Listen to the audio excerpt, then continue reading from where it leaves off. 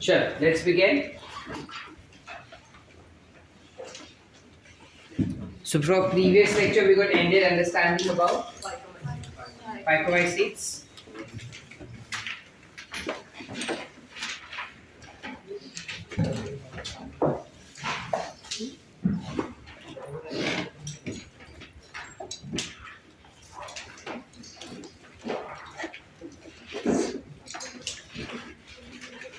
Let's go ahead and understand about ascomycetes.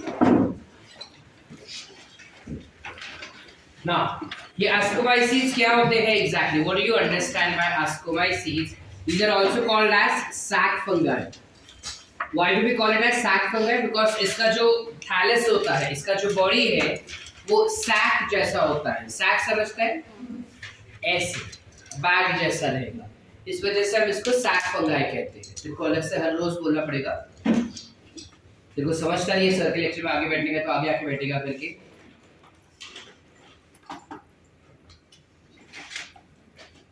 Ascomycetes का खासियत क्या है?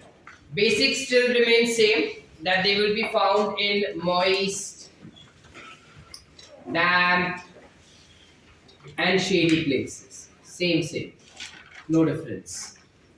इसका जो हाइफे रहेगा ये अलग होगा. देखो फाइकोमाइसिट्स ना बेसिक टाइप के फंगस होते हैं, काफी प्रिमिटिव टाइप के फंगस होते हैं.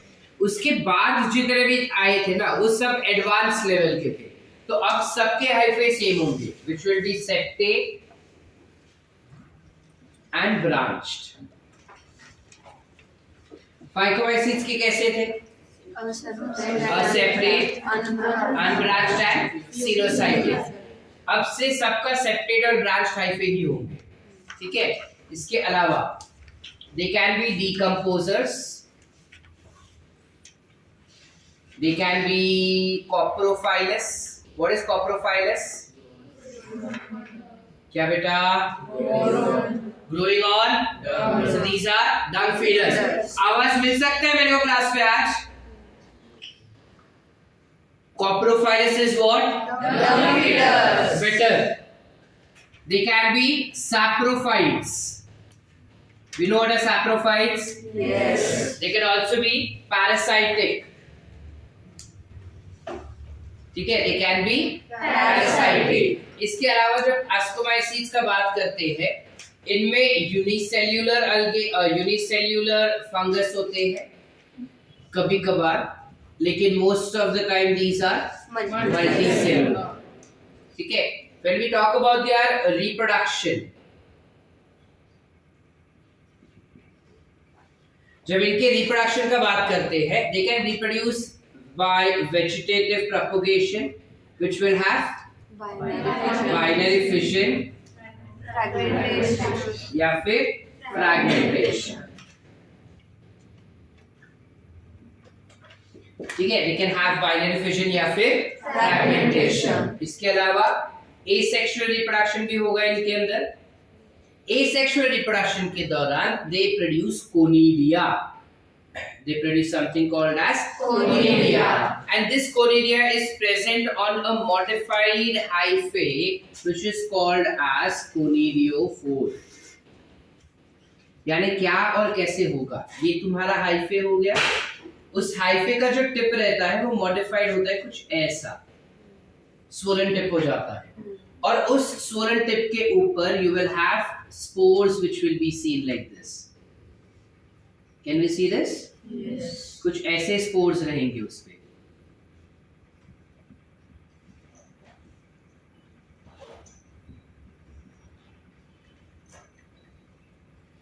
अब ये जो मॉडिफाइड हाइफे था, हमने इसे क्या कहा? कोनिडियोफोर. और स्पोर्स को क्या कह रहे हैं? कोनिडिया. अब एक बात बताओ स्ट्रक्चर को देख के, जो कोनिडिया है वो किसी के अंदर पैक्ड है या ओपन है? इस वजह से हम कोनिडिया को एक्सोजिनस स्पोर्स कहते हैं. We call it as exogenous spores. समझ पा रहे? ये मैथ्स के कॉलम में आता है कि कौन से स्पोर्स जो है एक्सोजिनस है, कौन से एंडोजिनस है. तो ये हो जाएंगे एक्सोजिनस स्पोर. चले आगे. इसका जब सेक्सुअल रिप्रोडक्शन का बात करें, अगर यहाँ पे लिखा तो लास्ट पेज पे लिखिएगा। अगर हम सेक्सुअल रिप्रोडक्शन का बात करें, नंदनी उठ उधर से, नहीं दिख रहा है ना तेरे को, उठ उधर से। तुमको खुद को नहीं समझता कि हमको यहाँ पे बैठने से नहीं दिख रहा तो हमको यहाँ पे नहीं बैठना चाहिए करके। Come to the first bench. Get your NCERT also with you.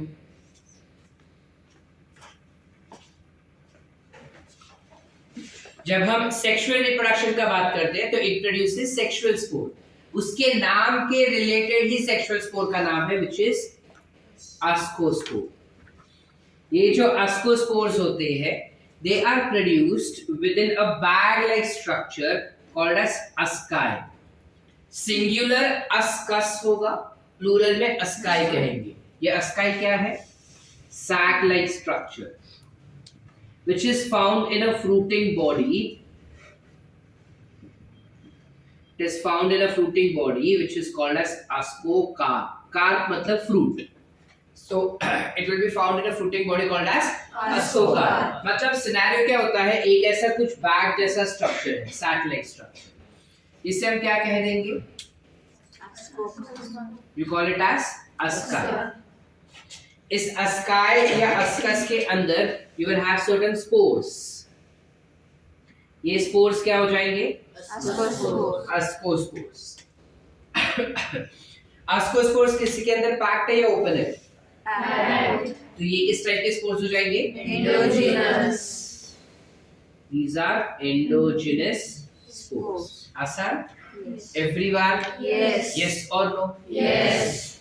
And ये हमने क्या बोला था? सैक फंगाई है, क्योंकि इसका बॉडी सैक जैसा होता है तो ये बॉडी उसका पूरा सैक जैसा हो गया, कुछ ऐसे। ये एक पट्टी नहीं यार, ये पूरा ऐसा बैग है, समझ पा रहे? ये पूरा ऐसा कुछ स्ट्रक्चर है, ऐसा। इसको मैंने ऐसे कट कर दिया है तो मुझे दिखाई खाली इतना देगा ना, समझ पा रहे? इसके अंदर काफी सारे छोटे छोटे सैक होंगे, ऐसे दिखाई दे रहे? इन सैक के अंदर क्या होंगे? So this particular fruiting body will be called as what?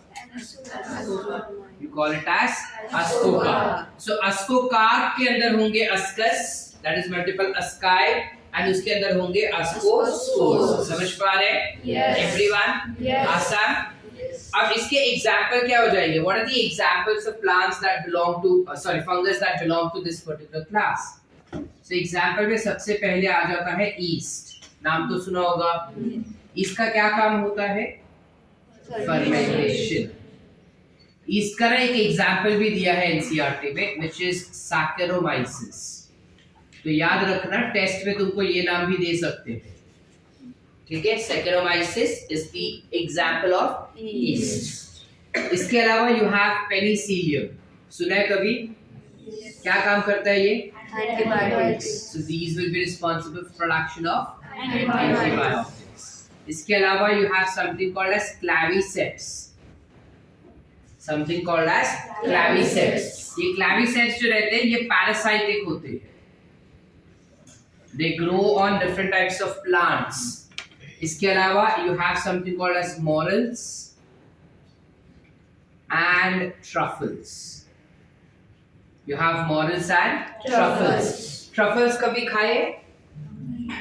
You have Pringles, पता है? डिमांड दे कभी?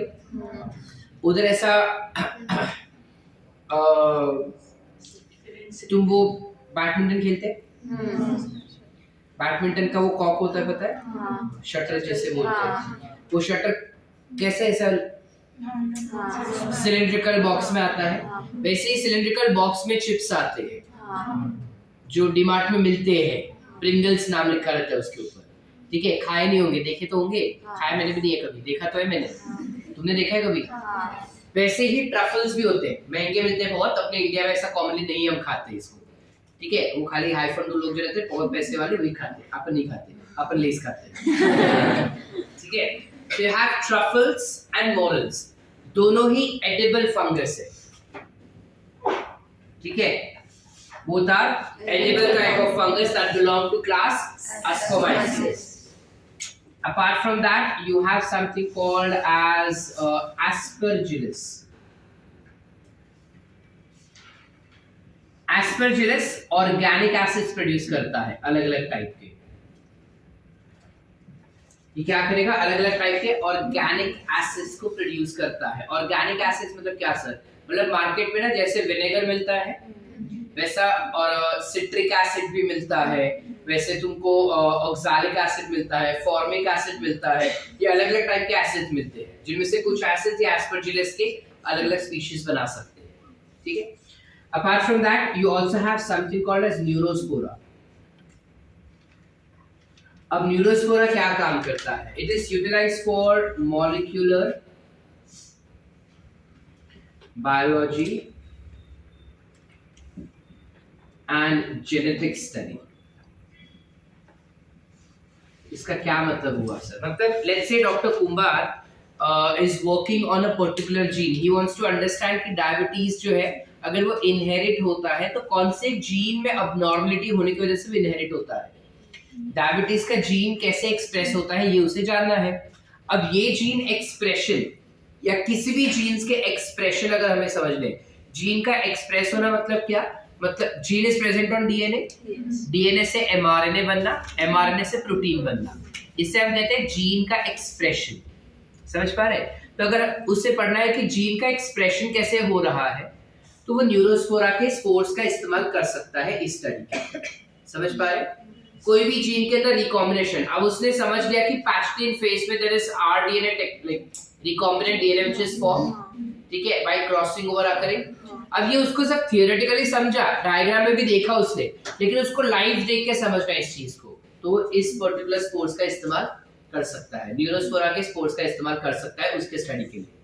सो कभी भी कोई भी जेनेटिक्स का या मॉलिक्यूलर बायोलॉजी नहीं, किसी प्रोटीन का, किसी लिपिड का, किसी न्यूक्लिक एसिड का अगर उसे स्टडी करना रहेगा तो वो न्यूरोस्पोरा का इस्तेमाल कर सकता है। Are we clear? Yes. Did we understand the entire concept? Yes. Can I go for the next class? Yes. याद रहेगा ये चीज? Yes. Sure. We go for the next, which is Basidiomycetes. When we talk about Basidiomycetes, ये Basidiomycetes क्या करते हैं? ये भी same. They will be growing on moist, damp and shady places. इसका हाइफे कैसा होगा? क्योंकि एडवांस्ड है, so it will have septate and branched. इसके अलावा जब हम इसका मोड ऑफ न्यूट्रिशन देखेंगे, they will also be decomposers, parasitic and saprophytes. ठीक है, इसमें कॉप्रोफाइलस नहीं होते, कॉप्रोफाइलस सिर्फ अस्कोमाइसीट्स में होंगे अभी तक। ठीक है, इसके अलावा बेसिडियोमाइसीट्स जो रहेंगे इसको हम क्लब फंगाई भी कहते हैं। We call it as club fungi. क्यों क्लब फंगाई? क्लब नहीं, क्लब फंगाई हम इसलिए कहते हैं इसको, इसलिए नहीं बिकॉज ये क्लब में पाए जाते हैं। We call it as club fungi because इसका जो शेप होता है ना वो क्लब जैसा होता है। पत्ते खेले कभी जिंदगी में या देखिए, उसमें ऐसे होता है फल्ली, तुमचा काय म्हणतात ते मला माहित नाही। ठीक है, हाँ किलवर व्हाटएवर, अब इसे फली बोलते हैं या फिर क्लब कहेंगे। तो इस पर्टिकुलर फंगस का शेप कुछ ऐसा होता है, इसलिए हम इसे कहते हैं club fungi. Are we clear? So when you talk about club fungi, this tends to include mushroom in it. इसमें मशरूम आ सकते हैं, इसमें स्मट्स आ सकते हैं, इसमें रस्ट भी आ सकते हैं। ठीक है, अब सर मशरूम पता है, स्मट और रस्ट हमें नहीं पता ये क्या होते हैं सर। हमने काफी बारी जासवंद का जो प्लांट होता है ना, या किसी भी प्लांट में हमने देखा होगा कि व्हाइट कलर का पाउडर जैसा कुछ लग जाता है उसमें, और जब तुम ऐसा करो ना तो वो निकल भी जाता है। हमको पता है कि वो फंगल इन्फेक्शन है। वो व्हाइट कलर का पाउडरी स्ट्रक्चर जो अपने को किसी भी प्लांट के ऊपर ग्रो होते हुए दिखाई देता है, मोस्टली जासवंद के स्टेम्स पे या लीव्स पे काफी कॉमनली हो जाता है ये इन्फेक्शन। वो व्हाइट कलर का पाउडरी इन्फेक्शन जो होता है ना, that is nothing but smut. वो फंगस स्मट का एग्जांपल होता है। Then you have something called as rust. वो व्हाइट की जगह पे अगर ऑरेंजिश रेड कलर का हुआ ना, रस्ट कलर का, तो उसे रस्ट कह देंगे। समझ पा रहे हैं? चले आगे। जैसे इन शॉर्ट अगर काजड़ी माहिती काय असतं? कार्बन बेसिकली जब कुछ जलाते हैं तो एक लेयर बन जाता है कार्बन का, ब्लैक कलर का। बस एग्जैक्टली सेम कुछ ये ग्रो होते हैं। ठीक है? ठीक है। Yes. चले आगे। Yes. इसका रिप्रोडक्शन का क्या सीन है? How do they undergo reproduction? काफी दुखी है ये रिप्रोडक्शन को लेके। क्यों सर? अभी बताता हूँ क्यों। ये वेजिटेटिव प्रोपगेशन नॉर्मली करेगा, विच इज या फिर Fragmentation. either they will undergo binary fission or fragmentation. इसके अलावा जब एसेक्सुअल रिप्रोडक्शन का बात आता है, वो एसेक्सुअल स्पोर्स बनाता ही नहीं है। देखो, एसेक्सुअल रिप्रोडक्शन वो करता है बाय वेजिटेटिव प्रोपगेशन, लेकिन एसेक्सुअल स्पोर्स नहीं बना पाता। ठीक है? इसके अलावा जब हम बात करते हैं इसके सेक्सुअल रिप्रोडक्शन का, इसको बहुत चाह है कि वो सेक्सुअल रिप्रोडक्शन करे, लेकिन इट लैक्स सेक्सुअल ऑर्गन। उसके पास वो ऑर्गन से नहीं होंगे जो सेक्सुअल रिप्रोडक्शन कर पाते हैं। समझ पा रहे? They do not have organs that can reproduce sexually. तो ये क्या करेगा? खाली वेजिटेटिव रिप्रोडक्शन करेगा क्या सर? नहीं, ये अपना अकल इस्तेमाल करता है और पूरा तरकीब चेंज कर देता है, which is what sir? दो अलग अलग बेसिडियोमाइसीट्स के सोमैटिक हाइफे होते हैं। They have something called as somatic hyphae. अब ये क्या होता है सर? हमारे बॉडी में दो टाइप के सेल्स होते हैं, पता है हमको? एक होते हैं सोमैटिक सेल्स, एक होता है जर्म सेल्स। सोमैटिक सेल्स क्या होते हैं? Body cells. जर्म सेल्स जो गैमीट्स बनाते हैं हमारे बॉडी में। Yes sir? नो? Yes. अब जब हम सोमैटिक हाइफे का बात करते हैं, फंगस के अंदर भी दो टाइप के हाइफे होते हैं, एक जो रिप्रोडक्शन में इन्वॉल्व होता है, दूसरा जो बॉडी बनाने में इन्वॉल्व होगा। तो इसके पास रिप्रोडक्शन में इन्वॉल्व होने वाले हाइफे नहीं होते, लेकिन बॉडी वाले होते हैं। तो दो अलग अलग फंगस जो बेसिडियोमाइसीट से ही बिलोंग करते हैं, उनके सोमैटिक हाइफे का जो टिप्स पे सेल्स होंगे वो फ्यूज हो जाते हैं। Can we see this? They get fuse. तो आइडियली पहले उसका साइटोप्लाज्म फ्यूज होता है। तो जब उसका साइटोप्लाज्म फ्यूज होता है तो हम उस प्रोसेस को कहते हैं प्लाज्मोगैमी। काय म्हणतात?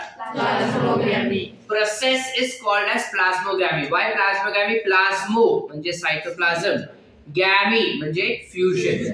सो इट अंडरगोस प्लाज्मोगैमी। फिर उसके बाद न्यूक्लियस फ्यूज हो जाता है। न्यूक्लियस को क्या कहते हैं? वेरी गुड, जोर से बोलो। Carrier. और फ्यूजन को? Carrier. तो इसे क्या कहेंगे? Carrier. आ गया? हमको रटना पड़ा इस चीज को? आसान है, हमको पता है इसका मीनिंग, हम समझ गए इस चीज को, हम रटेंगे नहीं। ठीक है? पहले प्लाज्मोगैमी होता है, फिर कैरियोगैमी होगा। अब प्रिटी ऑब्वियस ये दोनों एन टाइप के होंगे। फ्यूज होने के बाद क्या हो जाएगा? ये सोमैटिक से था, सोमैटिक हाइफे तेरा, body hyphae which were haploids, ये डिप्लॉइड हो गया। Body hyphae again has to be haploid ना, तो दिस विल अंडरगो कितने सेल मिले? तो ये क्या किया? This is undergoing meiosis. और मियोसिस करके ये सेक्सुअल स्पोर बनाता है, जिससे हम कहते हैं बेसिडियोस्पोर। क्या म्हणतात? Besidiospore. करते हैं कि नहीं? समझा? क्या हुआ? दो सोमैटिक हाइफे आए अलग अलग बेसिडियोमाइसीट के, उनके टिप्स के जो सेल्स है वो फ्यूज हो गए और बाकी हाइफे से डिटैच्ड हो जाते हैं, टूट जाते हैं। उसके बाद वो दोनों सेल जब फ्यूज हो रहा है तब न्यूक्लियस फ्यूज नहीं होता, सिर्फ साइटोप्लाज्म फ्यूज होता है, तो उसे हम कहेंगे क्या? प्लाज्मोगैमी। और फिर बाद में न्यूक्लियस फ्यूज होता है जिसे हम कहेंगे Carrier. और न्यूक्लियस फ्यूज होने के बाद वो मियोसिस करता है। ठीक है? मियोसिस करके वो बनाएगा सेक्सुअल स्पोर जिसे हम कहते हैं बेसिडियोस्पोर। मीनिंग इस पर्टिकुलर फंगस के क्लास में सेक्सुअल स्पोर्स जो है वो सेक्सुअल हाइफे से नहीं बनता, सोमैटिक हाइफे से बनता है। क्लियर है? चले आगे बेटा। अब काफी बारी क्या हो जाता है, जब प्लाज्मोगैमी हो रहा है उसके बाद कैरियोगैमी होना चाहिए। समटाइम्स प्लाज्मोगैमी हो जाता है लेकिन कैरियोगैमी होने को थोड़ा टाइम लगता है उसको, इट टेक सम टाइम। ऐसा नहीं है कि नहीं होता, होगा ही, लेकिन थोड़ा टाइम लगता है उसको होने के लिए। तो ये जो टाइम फेस है जिसमें प्लाज्मोगैमी हो गया लेकिन कैरियोगैमी होने को टाइम है, उस फेस में एक सेल के अंदर दो न्यूक्लियस दिखाई देंगे अपने को, जो यूजुअल नहीं है, अनयूजुअल है, ये रेगुलर नहीं है, कुछ अलग से है ना। इस वजह से इस फेस को हम कहते हैं डायकैरियोफेज। क्या मिलता है? डायकैरियोफेज। और सेल को कहेंगे हम डायकैरियोटिक सेल। क्या मिलता है? Dikaryotic cell. Are we clear up till here everyone? Yes. Any doubts बेटा? ये टर्म्स याद रखेंगे, आता है तुमको नीट एग्जाम्स में, ठीक है। डायकैरियोफेज क्या हो जाएगा? जब एक सेल के अंदर दो न्यूक्लियस रहते हैं। स्प्लिट करो टर्म, अपने आप समझ जाएगा। डाई माने टू, कैरियो माने न्यूक्लियस, फेस माने टाइम। डायकैरियोटिक सेल, डाई माने टू, कैरियो मतलब न्यूक्लियस, सेल मतलब सेल, यानी एक सेल के अंदर दो न्यूक्लियस होगा। आसान? Any doubts? अब ये जो बेसिडियोस्पोर्स है इसका क्या होता है? एक ऐसा सैक जैसा स्ट्रक्चर होगा, ऐसा। इस सैक जैसे स्ट्रक्चर को हम कहेंगे बेसिडिया। क्या बनता? Basidia. Singular basidium, plural basidia. इस बेसिडिया के ऊपर you have some spores which are seen. Can you see these spores?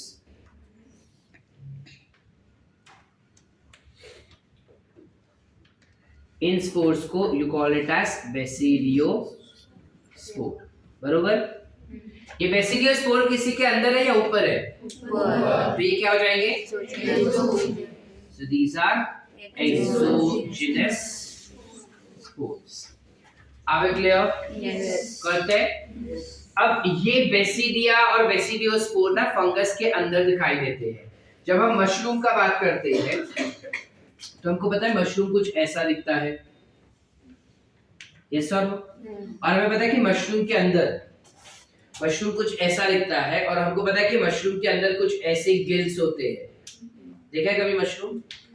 Lines होते हैं। इन लाइन्स के अंदर you will have basidium, and basidium के अंदर होगा बेसिडियोस्पोर। समझ पा रहे Yes. कि नहीं? तो ये एक फ्रूटिंग बॉडी हो गया। फ्रूटिंग बॉडी को हम क्या कहेंगे? बेसिडियोकार्प। क्या मिलता है?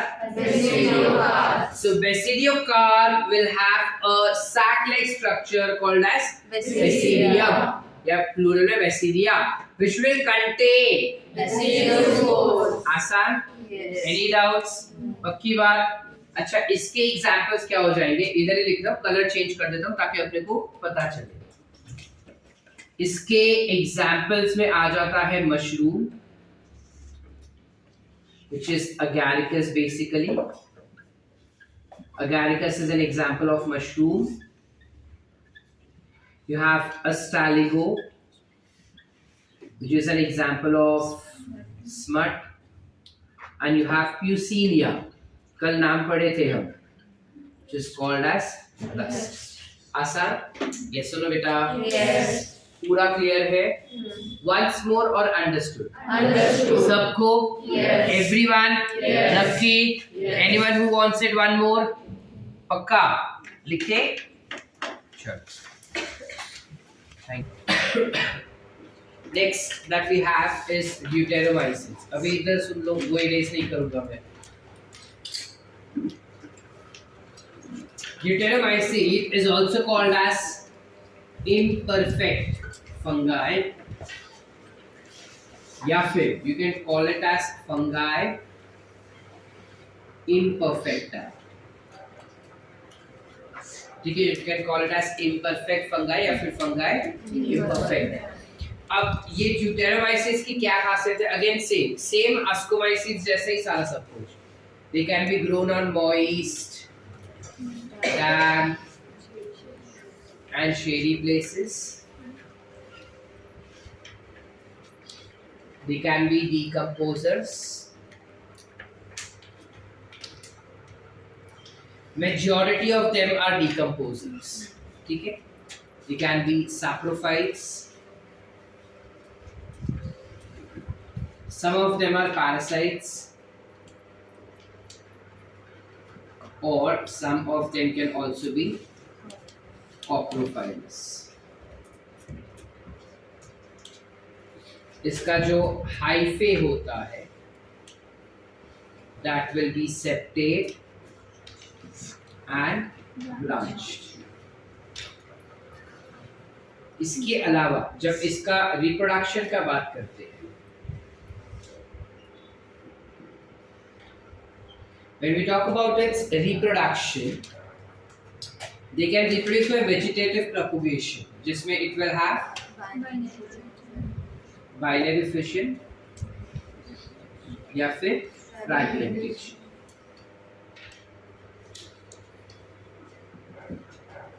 They can undergo asexual reproduction by production of asexual spores, which is conidia, that will be produced on conidiophore. जब इसके सेक्सुअल रिप्रोडक्शन का बात आता है ना, वहां पे जोर हो जाता है, उसको काफी चाह है कि वो सेक्सुअल रिप्रोडक्शन करे, लेकिन प्रॉब्लम ये है कि जब कभी भी वो सेक्सुअल रिप्रोडक्शन करेगा उसे स्पोर्स बनाने होंगे, और जब वो सेक्सुअल स्पोर्स बनाता है ना, या तो वो अस्कोस्पोर बनाता है या तो वो बेसिडियोस्पोर बनाता है.